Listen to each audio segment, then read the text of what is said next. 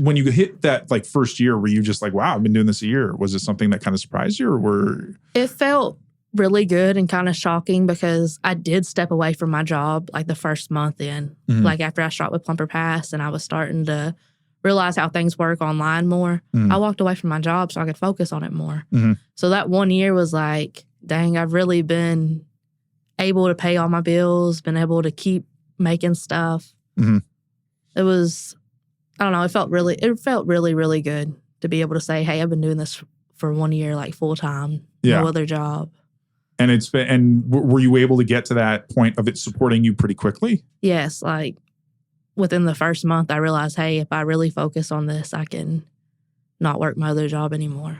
Yeah, so. and that's great because, I mean, there's a lot of people, for instance, that because when did you first join OnlyFans? Like February or March of, what is this year, 2023? So yes. February or March of 2022. Okay. So you weren't because remember there was like that influx during COVID where you had.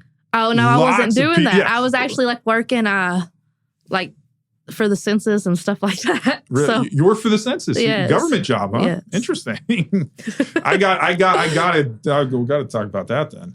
But it's interesting how all these people signed up on OnlyFans during COVID. I missed that. And well, I'm just saying though, but then it oversaturated it because you had so many people going in. So, and I know that just like anything, a majority of the people that are on that platform don't make that much money. Yeah. So you can really see that because like I'll be in like the 6th percentile and I'm making like $1,400, $1,500 a month on OnlyFans.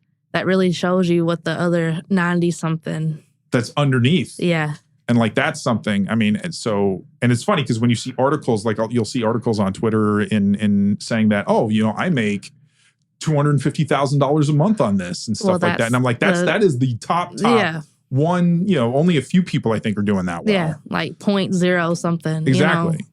And to just be making a living wage on OnlyFans takes a lot of work. It does take a lot of work. So, I mean, and it's not just about making content.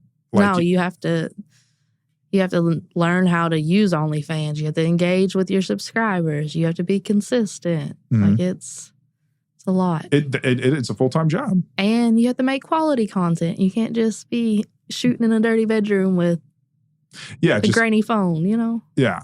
And people can try to, like, it seems like they'll try to upload stuff and then they'll think that they'll start making money right away and they don't. And like there's sometimes I'll make a video and it might get 1 or 2 sales. Then 4 or 5 months later, it gets a bunch of sales. Like you just don't know. You don't. So like when you started on OnlyFans, so you were working at the census at the time? I was actually, this was after that all wrapped up. Okay. I was working at Amazon warehouse. Oh, okay. Yeah. So you were doing both at that point. Yes, I was trying to get it started at that point. And how long was that overlap from when you started OnlyFans to when you were able to stop working at Amazon? I walked away. So I started it around March is when I started like uploading content and stuff. And then I did that shoot with Plumber Pass in May. Then I walked away from Amazon in June. What? Oh, that's nice. And how long had you been at Amazon before that? About a year. Okay. It was an interim, like you used it in between. Because how long were you at the census for? Pretty much all through COVID. So about 2 years. And was that was that a job that they were anxious to hire for? Because I know that some places were.